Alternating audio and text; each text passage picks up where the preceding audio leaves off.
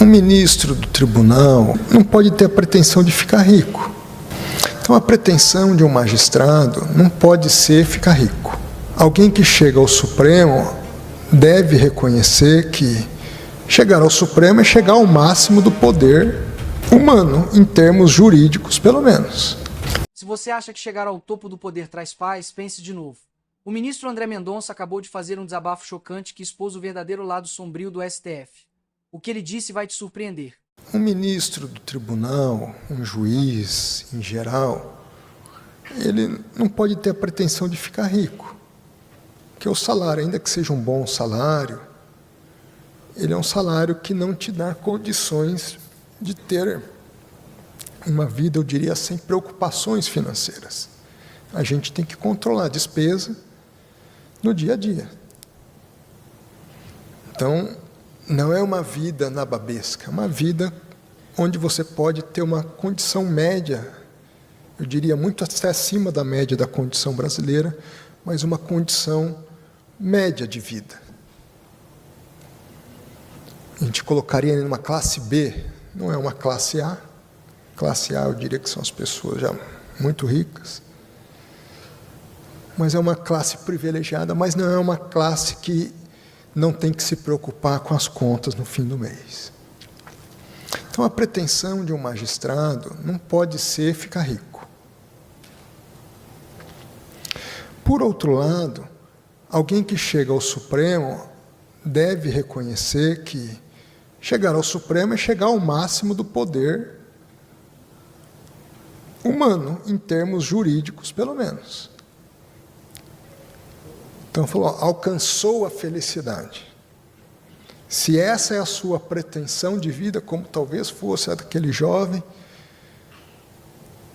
agora alcançou a felicidade plena. E eu queria dizer para vocês que os 2 primeiros anos, não os 3, eu fiquei 3, mas os 2 primeiros anos ali no tribunal foram períodos de muita infelicidade para mim. Ou seja, se aquilo fosse um ideal de vida, eu teria que deixar no dia seguinte.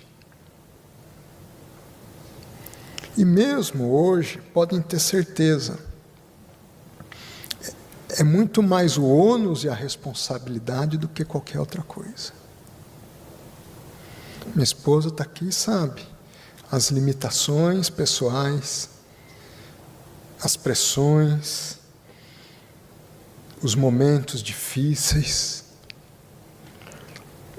em que muitas das vezes você até coloca, Deus, eu queria ter uma vida mais normal, vamos dizer assim, num ato até humano de pedido de misericórdia e ajuda de Deus para os desafios. Mas, na essência, o que eu quero dizer para vocês? Não coloque seu coração no poder. Não coloque seu coração no dinheiro. Porque você vai se frustrar. Se esse for o seu propósito, ouçam a experiência de quem poderia dizer, cheguei ao ápice do poder na justiça. Você vai se frustrar. E eu convivo com outros colegas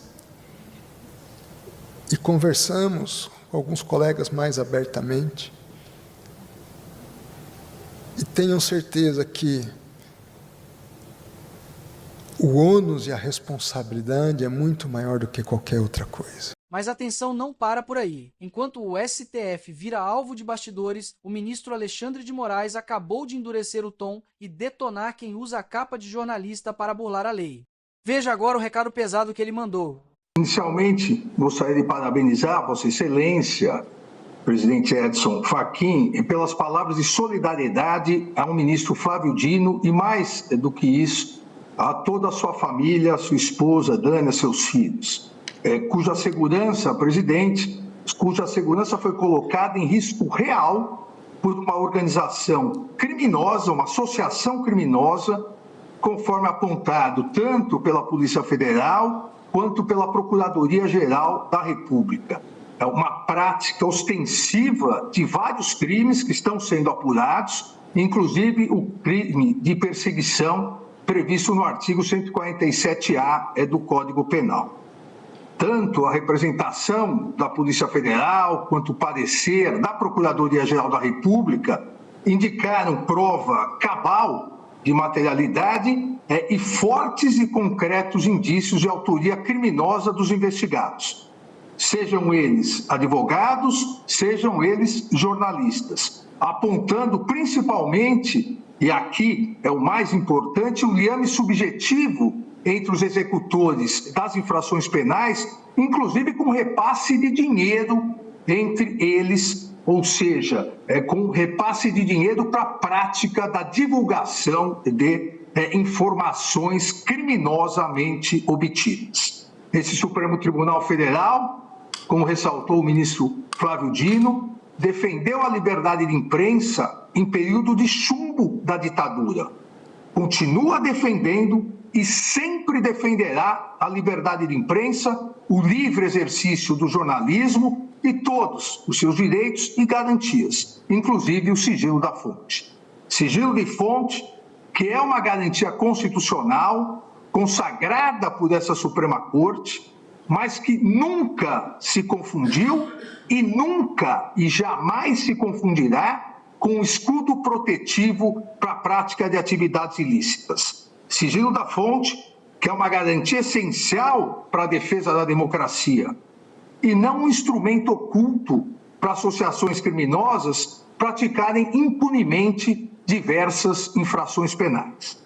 A imprensa é séria no Brasil, os jornalistas têm boa-fé e sabem disso. Sabem que uma coisa é o sigilo de fonte, outra coisa é a prática criminosa contra, seja autoridades ou pessoas da sociedade.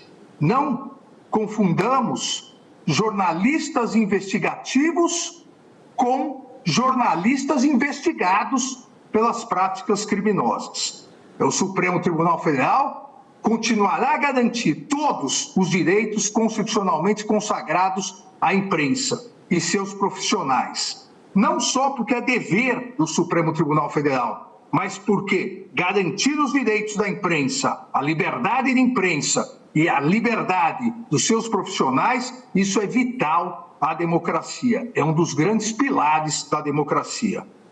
Da mesma maneira, o Supremo Tribunal Federal continuará a proteger todas as pessoas e suas famílias, inclusive ministros desse tribunal, que venham a ser ameaçados ou coagidos por associações criminosas que, travestidas de jornalismo, pratiquem diversas infrações penais mediante paga, mediante recompensa, mediante pagamento em dinheiro ou comprando ilicitamente informações obtidas criminosamente. Nenhuma garantia constitucional, inclusive o sigilo da fonte, pode ser instrumento de impunidade criminal. E como salientou também, presidente, Vossa Excelência, a colegialidade desse tribunal saberá reafirmar isso em julgamento pela primeira turma do Supremo Tribunal Federal de eventual recursos dos investigados.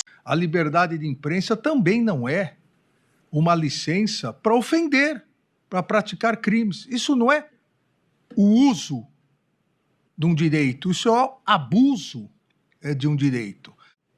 A liberdade de imprensa, ela é garantida pela Constituição com o binômio liberdade com responsabilidade. Não se pode verificar só uma das faces. E quando nós falamos desses temas de liberdade de imprensa, que é preciso ter sobriedade para tratá-los, o que a Constituição diz é assegurado a todos o acesso à informação.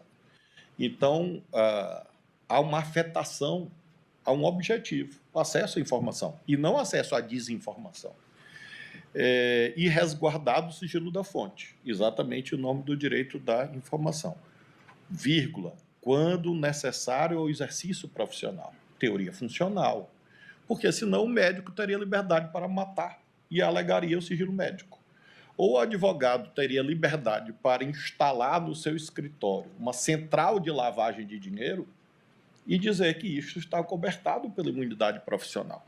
É por isso que a imunidade material dos parlamentares não é absoluta, É por isso que o sigilo profissional dos médicos não é absoluto. É por isso que o sigilo profissional dos advogados não é absoluto.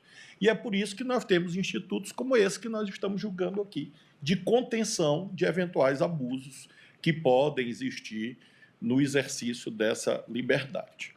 Há uma decisão do Supremo, a qual respeito, obviamente, e quem sabe um dia será debatida novamente, quanto à dispensa do diploma de jornalista para o exercício da profissão. Então, isso constitui um complicador na medida em que a extensão automática desse regime de garantias a qualquer blogueiro pode levar a que o PCC e o Comando Vermelho façam um concurso para selecionar blogueiros. Teria cada um 100 blogueiros supostamente protegidos por este conjunto de garantias que se referiam, em 88, ao jornalismo profissional. E concordo com Vossa Excelência que está na hora de refletirmos sobre a questão do diploma de jornalismo. Naquele momento, o Supremo afastou. Hoje, com as redes sociais, em que qualquer pessoa acorda e diz: a partir de hoje eu sou um jornalista, e começa no seu blog a ofender a honra de inúmeras pessoas e se escudar na liberdade de imprensa, e claramente nós não podemos normalizar isso e tratar essas pessoas como a imprensa séria, o jornalismo sério. Então, talvez seja realmente o momento de refletirmos com uma regra de transição para aqueles que já exercem seriamente a profissão, mas como qualquer outra profissão no Brasil, uma regulamentação para evitar exatamente que, e Vossa Excelência disse, talvez o PCC, talvez o Comando Vermelho comece, não. Infelizmente, já se infiltraram em redes de desinformação nas redes sociais.